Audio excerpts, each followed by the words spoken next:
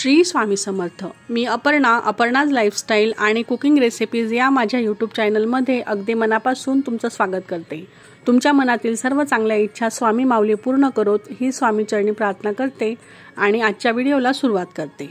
मंडळी, चौथा श्रावण सोमवार हा 26 ऑगस्ट रोजी आलेला आहे। बघता बघता श्रावण महिन्यातील चौथा श्रावण सोमवार येत आहे। सोमवार हा भगवान शंकरांना अतिशय आवडणारा दिवस मानला जातो। त्यातल्या त्यात श्रावणी सोमवारला विशेष महत्त्व प्राप्त झालेलं आहे। 26 ऑगस्ट 2024 या दिवशी आलेला आहे श्रावणातील चौथा सोमवार आणि याच दिवशी योगायोगाने श्रीकृष्ण जन्माष्टमी देखील आलेली आहे। त्यामुळे या दिवसाचे महत्त्व आणखीनच वाढलेलं आहे। या दिवशी आपल्याला शिवशंकरांसोबतच भगवान श्री कृष्णांची देखील पूजा करायची आहे। तर मंडळी, चौथ्या श्रावण सोमवारी शिवपूजन कसे करावे, शिवामूठ कोणती, किती वेळा आणि कधी व्हावी, तसेच पूजा, मंत्र आणि उपवास कसा करावा अशी संपूर्ण माहिती आपण आजच्या व्हिडिओमध्ये पाहणार आहोत।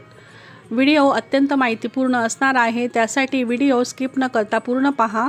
आणि तुम्ही जर आपल्या चॅनलवर नवीन असाल, तुम्हाला आपले व्हिडिओज आवडत असतील तर चॅनलला सबस्क्राईब नक्की करा। श्रावणातल्या प्रत्येक सोमवारी महादेवांना प्रिय असणारं धान्य शिवलिंगावर अर्पण हे केलं जातं। याला शिवामूठ असं आपण म्हणतो। प्रत्येक श्रावण सोमवारी वाहिल्या जाणाऱ्या शिवामुठींचे महत्त्व अत्यंत वेगवेगळे आहे। त्यामुळे मंदिरात जाऊन तुम्हाला जर शिवामूठ अर्पण करणे जमत असेल तर नक्कीच मंदिरात जाऊन शिवामुठी अर्पण करावी।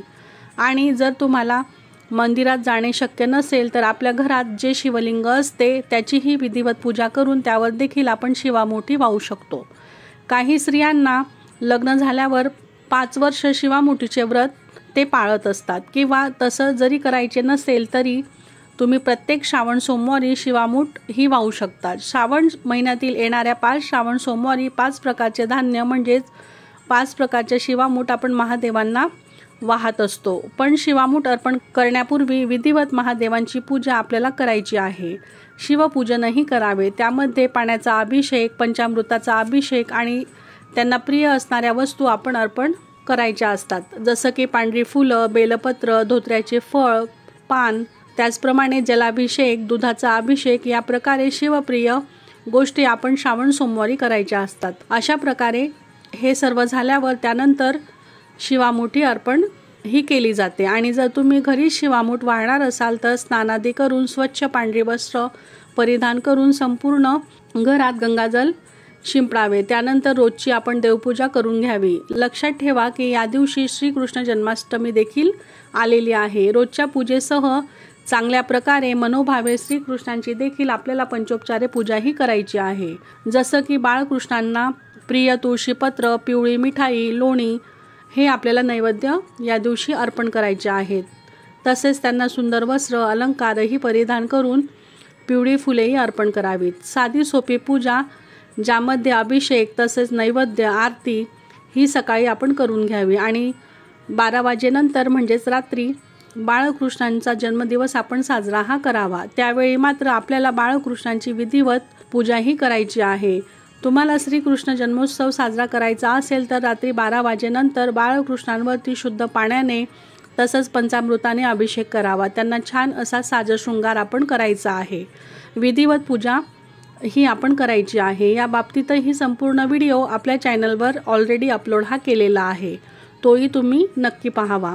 आणि त्याचबरोबर शिवपूजन मात्र आपण सकाळीच करावं। रोजची देवपूजा झाल्यावर शिवलिंग तामणात ठेवून विधिवत पूजा आपण करावी। शिवलिंगावर स्वच्छ पाण्याने तसेच पंचामृताने अभिषेक करावा। त्यानंतर शिवलिंग ताटात ठेवून त्यावर चंदन, भस्म, पांढरी फुलं, जे काही महादेवांना प्रिय वस्तू आहेत त्या आपण अर्पण कराव्यात। तुमच्याकडे ज्या गोष्टी उपलब्ध आहेत त्या तुम्ही घ्याव्यात। शेवटी काय तर श्रद्धा आणि भक्ती ही महत्त्वाची आहे। परंतु लक्षात ठेवा, शिवलिंगाची पूजा करताना किंवा अभिषेक करताना शांत बसून आपण पूजा करू नये।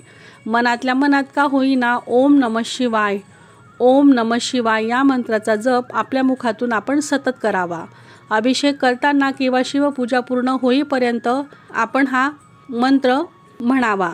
मागच्या 3 सोमवारी तुम्ही ज्या प्रकारे शिवपूजन केलेले आहे त्या पद्धतीने महादेवांची आपण पंचोपचारे पूजाही करावी। तसेच चौथ्या श्रावण सोमवारीही आपण ही पूजा करायची आहे। शिवामूठ मात्र प्रत्येक श्रावण सोमवारी वेगवेगळी असणार आहे। ज्या स्त्रियांना एखाद्या श्रावण सोमवारी अडचण वगैरे आलेली असेल त्यांनी त्या सोमवारची पूजा करू नये, उपवास मात्र करावा आणि त्या सोमवारची शिवामूठ पुढच्या सोमवारी न वाहता त्या सोमवारीच शिवामूठ ही व्हायची आहे। महादेवांना भोळा शंकर असं म्हटलं जातं, कारण आपल्या साध्या सोप्या पूजेने देखील महादेव हे भक्तांवर प्रसन्न होतात। अगदी साध्या पद्धतीने का होईना आपल्याकडे जे साहित्य उपलब्ध आहे ते घेऊन महादेवांची मनोभावे आपण पूजा करावी, तर ते नक्कीच आपल्यावर प्रसन्न हे होतील। संपूर्ण पूजा झाल्यावर शिवलिंगावरती आपण शिवामूठ व्हायची असते, तर चौथ्या श्रावण सोमवारी जव किंवा जवसाची शिवामूठ वाहण्यात येणार आहे। काही कॅलेंडरवरती जव किंवा जवस अशी शिवामूठ दिलेली आहे आणि त्या धान्याची शिवामूठ आपण श्रावण सोमवारी अर्पणही करायची आहे। चौथ्या श्रावण सोमवारी जव म्हणून शिवामूठी व्हायची आहे, तरीही आपल्याला किराणा दुकानामध्ये सहज उपलब्ध होत असते। अगदी मूठभर जव घेऊन ते धान्य ओलं करून शिवलिंगावरती आपण शिवामूठी अर्पण करायची आहे आणि जवसाची शिवामूठ देखील तुम्ही वाहू शकतात। जव तुम्हाला जर मिळाली नाही तर शिवलिंगावर काय व्हावे असा प्रश्न अनेक जणांना पडलेला असतो की हे व्रत मध्येच खंड पडू नये, यासाठी आपण काय करावं। त्यामुळे मनात शंका न ठेवता जवसाची किंवा जवाची शिवामूठ तुम्ही व्हावी। जे तुम्हाला इझिली अवेलेबल झालं या दोघींपैकी तुम्ही कोणतीही शिवामूठी वाहू शकता। शिवामूठ वाहताना ते धान्य थोडं ओलं करून घ्यावं किंवा उजव्या हाताने शिवामूठ वाहत डाव्या हाताने वरून पाण्याने धार सोडून शिवामूठी आपण शिवलिंगावर अर्पणही करावी। त्यावेळी हा प्रभावी मंत्र आपण म्हणावा, शिवा शिवा महादेवा, माझी जी शिवामूठ ईश्वर देवा, माझ्या मनातील इच्छा पूर्ण कर देवा, असं म्हणत शिवलिंगावर आपण शिवामूठ अर्पणही करावी। अशा प्रकारे एक मूठ धान्यही आपण अर्पण करू शकतो किंवा 3 वेळाही अर्पण केलं तरीही चालेल। जर आपल्याला शिवामूठ वाहण्यासाठी जव मिळालेच नाही तर शिवामुठीचे व्रत मध्येच राहू शकतं किंवा एखादी शिवामूठ राहून जाते, त्याऐवजी तुम्ही जवस अशी ही शिवामूठ काही कॅलेंडरमध्ये दिलेली आहे, म्हणून ती देखील तुम्ही वाहू शकता। एका वेळी पूर्ण मूठभर धान्य घेऊन ते तुम्ही अर्पण हे करायचे आहे। तसेच अनेक कुटुंबांमध्ये श्रावणी सोमवारचे व्रत हे केले जाते, त्यामुळे अनेक स्त्रिया आणि पुरुष श्रावणी सोमवारची पूजाही करत असतात। त्यांनी सकाळपासून नेहमीप्रमाणे उपवास करावा आणि संध्याकाळी देवाला नैवेद्य दाखवून मग हा उपवास सोडावा। पण लक्षात ठेवा, या दिवशी गोकुळाष्टमी देखील आहे। हा उपवास देखील अनेक महिला हे करत असतात, तर त्यांनी संध्याकाळी उपवास सोडू नये, कारण गोकुळाष्टमीचा उपवास हा सोमवारी सकाळपासून करायचा आहे आणि तो दुसऱ्या दिवशी किंवा संध्याकाळी 12 वाजेनंतर बाळकृष्णांची पूजा करून सोडायचा असतो। पण शक्यतो रात्री 12 नंतर कोणी जेवण वगैरे करत नाही। त्यांनी गोपाळकाला करूनच, म्हणजेच मंगळवारी श्रीकृष्णांना नैवेद्य अर्पण करून मग गोपाळकाला खाऊनच उपवासा सोडायचा आहे।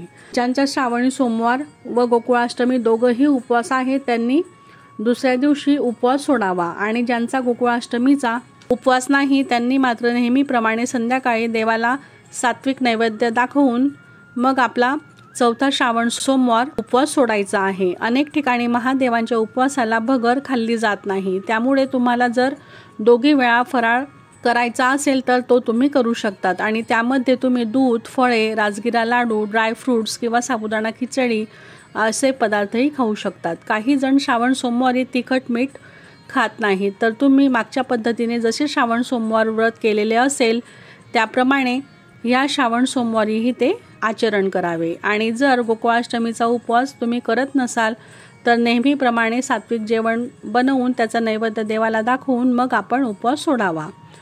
तर अशा पद्धतीने आजच्या व्हिडिओमध्ये शिवामूठ, त्याचप्रमाणे शिवपूजन, मंत्र, उपवास याबद्दलची संपूर्ण माहिती आपण पाहिलेली आहे। तर कसा वाटला आजचा व्हिडिओ, आजची माहिती कमेंट करून नक्की सांगा आणि अशाच माहितीपूर्ण व्हिडिओसाठी चॅनलला सबस्क्राईब नक्की करा। तुमचे काही प्रश्न असतील तर ते तुम्ही विचारू शकता। श्री स्वामी समर्थ।